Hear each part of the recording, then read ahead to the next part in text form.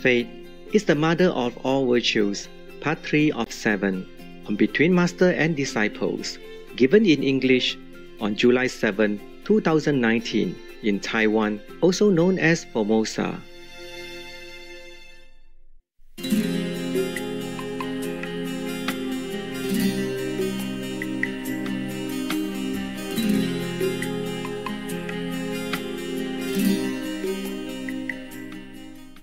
Uno, due, tres, cuatro,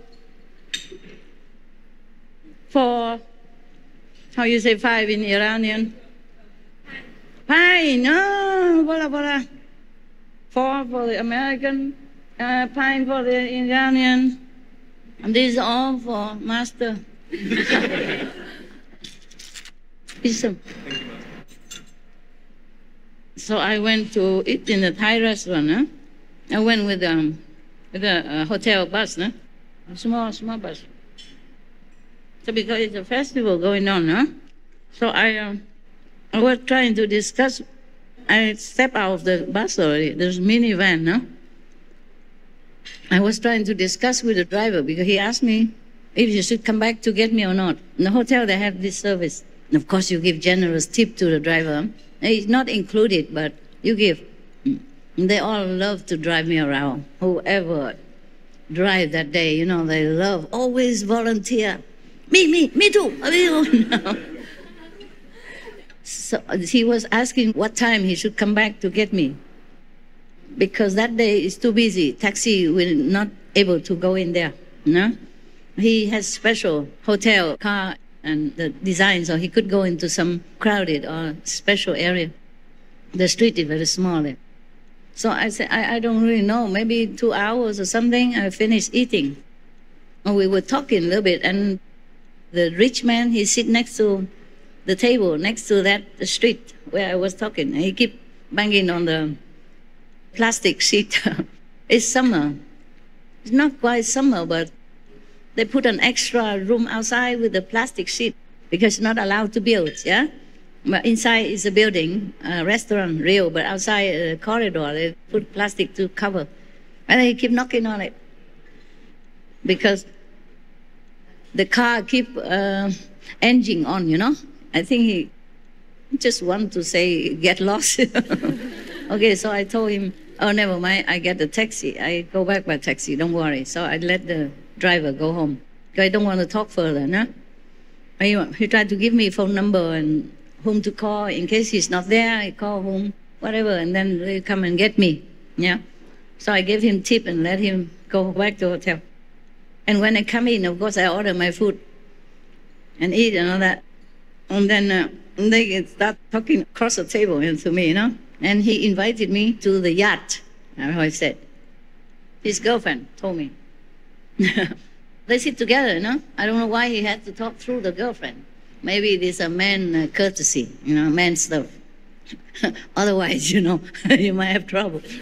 Maybe discuss first with the girlfriend whether or not I'm entitled to go on the yacht. So she say, he invites you to the yacht. I say, oh, really? He has a restaurant? Oh, is there a restaurant on the yacht somewhere?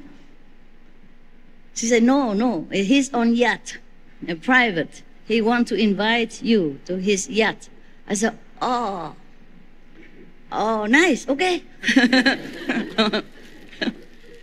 So we make a time, you know, and I went there and all that. You know, the yacht harbor is very small. Monaco, priceless already. He could even park his yacht there permanently. On top of that, he has a car parked right in front of his yacht. You know, the street on the harbor between the yacht is precious already. And he can do that. So you know how much dinero, okay, he has. Never mind. It's not a main point. I'm just trying to tell you that. It is funny. That in Monaco, everybody, whoever powerful and rich, are in Monaco. Even his girlfriend told me that immediately at the start already, you know? Because he invited me to his yacht, not her yacht. Of course, it's just maybe girlfriend, secretary. At that time, I didn't know, I didn't care. They're together, a big table with many other friends, so I thought it's safe. I don't doubt anybody, especially in Monaco. So I said, oh, nice, okay. Where and all that, huh? Oh, he told me where. And then we were talking, and I said, are you tourists? I'm stupid. Always stupid. At that time, I even don't know. People who has a yacht, how can be a tourist? So she told me, no, we live here. We are rich and powerful. I said, I reckon so. Pardon me for questioning. So he invite you to his yacht. I said, okay. And then we keep talking, we share the food and all that. So I know them from then, yeah? And he has also a big apartment in one of the apartment complex in Monaco on the beach, Yeah, most of them are on the beach. The rich people, they live only near the beach, next to the beach. My hotel was also on the beach, except it's not mine. My room, my rented room. Yeah. But of course, I dress nicely, In Monaco, you cannot dress badly. The police will stop you. I think, what business you're doing in our paradise? Maybe a thief or something. In Monaco, very strict. If you go with motorcycle, they stop you 10,000 times. From one step to another, always stopping you. Even doctors, They also went by motorcycle. I know that because one of my doctors, that time I was very sick. At one time, not that time, maybe not that time, I was very sick. That's why I went to that beach hotel, because last time when I was sick, I coughed for 2 months long and went there. I just keep drinking juice every day. And then I got cured very quickly. Yeah, immediately after 1 week or 10 days. 2 months long coughing, I was exhausted. So I went there, I thought the air, would be good for me. Another time, not that time. I can't remember which time anymore. I come and go. Sometimes I came from France. I don't necessarily stay in Monaco to go to that Monaco Thai restaurant, okay? I can't remember if I came from SMC or Italy somewhere. I go around all the time for different reasons. So they say they're not tourists. And he parked. So the day I went to his yacht, of course she's there too, huh? And I think maybe a couple of friends, or no, I forgot. But the yachts, they pack with each other. It's safe anyway. You among the yacht, and the people all the time. It's a harbor, that busy. So I saw the car, the Excalibur car. They don't make them anymore. I bought one when I was in America, just to drive around. I like the design so much, and it's so cheap. It's second-hand, but it's only 1,000 miles or something. Because the owner was an old man. He didn't drive too much. Not even 1,000 miles. Some hundred miles. So it's very cheap, So I bought it and drove it, but it's very bumpy. It's like riding a horse, Oh, my God. It looked beautiful. It's like Corvette, It's like sport car. It's not very comfortable. So even the porch and all that, they're not comfortable because the seats are so low, I didn't own any porch, but I was driven in one acquaintance or friend porch, and oh my God, it hurt your bum so much, especially if they go on highways, high speed. They love this car because it's like sport car, and they can drive fast because the seat is very low and the car also low, so they can go fast. But the seat is so hard, not even like a poster or anything. Why do you like this kind of car? And also there's another car they induced me to buy. I dress so nice or something, or I look rich, I don't know. I didn't wear any jewelry or anything. I just dressed like anybody. Yeah. For example, this is just a normal dress. There's nothing poshy about it. Just a summer dress, a long dress, yeah?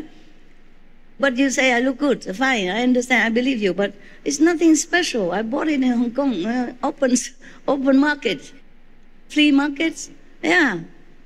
And this is just a scarf that SM clothes, they just cut it and then sew on the four sides and then it becomes a scarf, okay? Nothing really special. So I dress, normal.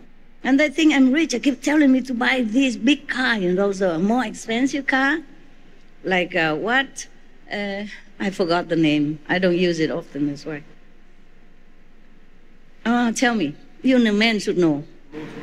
Rolls Royce is one. Bentley is another. Italian. Yeah. And what else? Lamborghini. Yeah, oh, man. I said, I don't want this car. I don't drive very well. I just want some simple one. But I like the design because I don't see that anywhere before. I have never seen it, so I thought, oh, it's nice. I'm a designer. This tick me. So I take it. Then I wanted it, and then they keep inviting me to buy other car.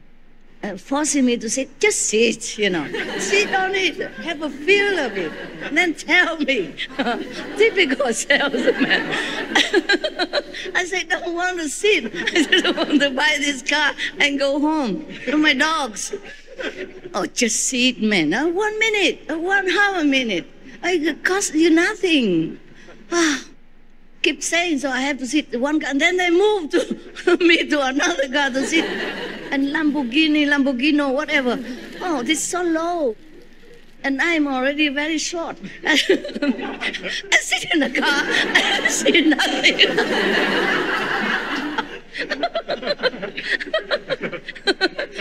You don't believe me? You sit in a Lamborghini. You will have a feel of it.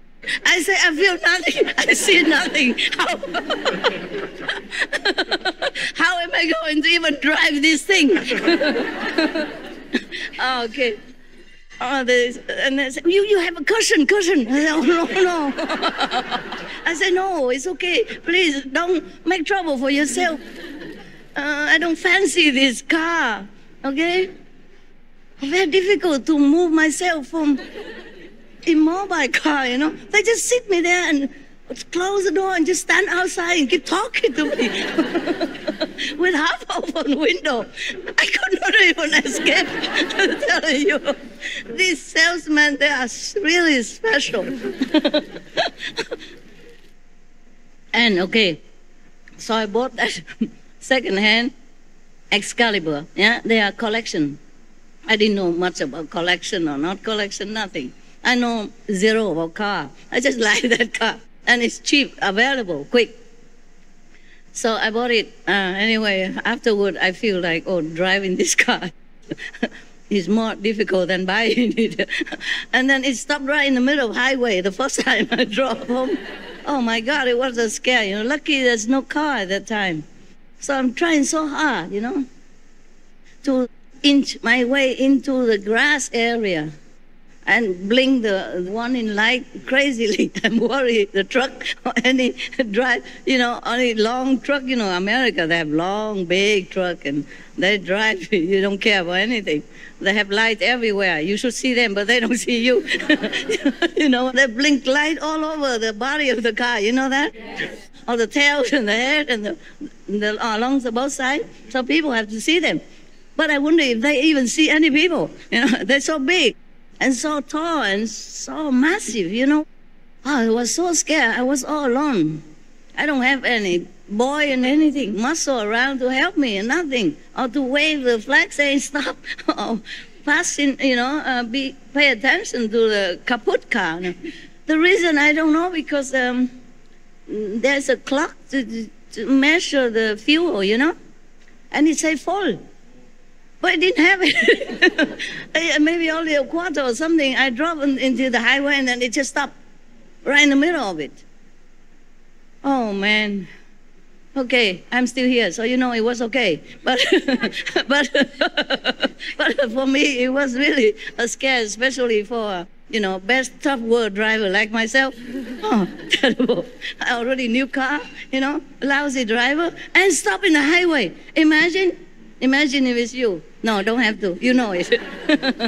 But that's another time of scare of my life because in Slovenia, I drove also the stick shift first time ever in my life with a 2-second instruction from the rent guy because he's busy. He has to go home. His daughter's birthday. cannot talk anymore. Pay and take it or not. It's the only car available. And all the disciples from all the directions come in toward me already. At that time, I cannot go with anybody. It has to be alone. So I'd run, with the car. I want to run, but the car doesn't want to run too much. I tried so hard, and then finally the car started. And everybody comes shouting, Master, we have car here for you. Come with us. That's the thing I didn't want. Everyone shouting. And I run so fast as I can out of that circle of disciples with big luggage and, big hair, boo-boo, and all kind of people. All right, I ran out. Oh, and then kaboom, kachak, kaboom, kabam. It stopped 100,000 times on the highway. Anytime. I put my foot on the wrong pedal. Or had to stop because of, I don't know, whatever, red light or green light. Then it stopped altogether. And I had to try very hard to figure out how to start it again. Oh my God. And it did start. And I did go to a hotel, the nearest possible I saw. I said, that's it, no more. and I called the man standing in front of me, please, come, drive my car in your... Please, quickly. He said, you drive in here. I said, no, you drive. I was outside of the driveway, shouting on top of my lungs, you come out here, drive my car. He was helpless. He didn't know what's going on. Why he has to go out on the driveway? He's a doorman, he should stay there. Open door only, expecting tips. That's all his job is. Why he has to go out and drive my car? Why I'm there already? The driver sit and I have to shout on him, tell him to go out. Say, please come out. And then I keep waving like lunatic, and he finally capiz, or he curious to come out and have a look. What's wrong with this lady? So he came out and I said, please, I'm exhausted. I'm worried I might bump into your plants or your beautiful flowers around here. Please drive it. I'm very tired. So he said, oh, okay, ma'am, you go in. I take you in and I drive your car in for you. So he saw my face, so desperado, no need to explain anymore. And he helped me, almost like carrying me like a baby. Hold my hand, my arm, both arms, and then almost like carrying me because I'm like a dragging myself. Oh, after all the nerves, wrecking on the highway and stopping 100,000 times, what do you think I would look like? Huh? And then finally, I went in the reception area, I just flopped out there. And then he understood. And he went out, take off my luggage inside, helped me to fill in the form, everything. He probably thinking I'm dying somehow. Are you crying? Why? Huh? I'm just too happy. Are you so happy? No, I almost died. In Slovenia, are you happy? I was dying on the highway almost. In America, highway, are you happy? Oh, thank you. What good disciple are for? Okay. Never mind. I'm just joking. You cry as much as you want. I cry enough already. I don't cry no more now. Okay, fine. You know what I'm saying? I risked my life so many times. I went alone all the way in European tour, all alone, carrying luggage and heavy on the steps and everything, alone. I could have taken a lot of people, or even people on the road, meeting in the airport and all that. I cannot. I just don't want to see anyone. But lucky, everything okay. I put on this flashing light, emergency light. Yeah, no, exists. Emergency light, all the way. Huh? Hazard light. Hazard light, blinking both sides. And a front light, back light, whatever light I can turn on, I turn on. Everybody passing me. And hello? I said, yeah, hello. Please, sorry. I keep saying sorry all the time to all the cars that pass me. Sorry.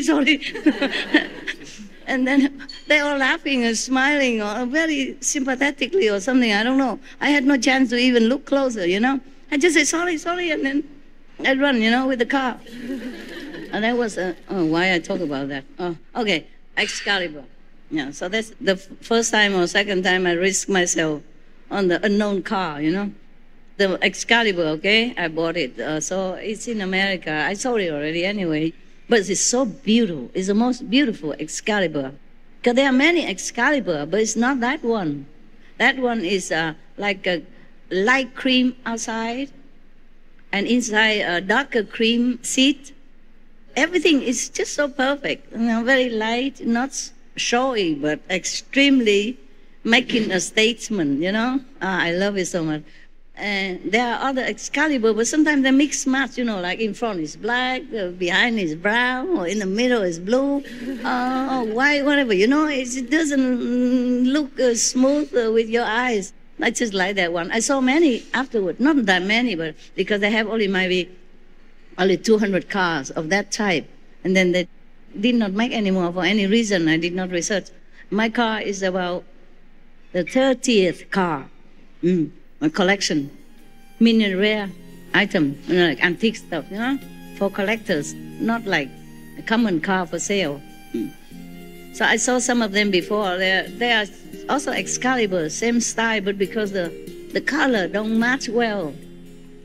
It's not artistic looking, and not so sleek, and not so elegant, I love that car so much.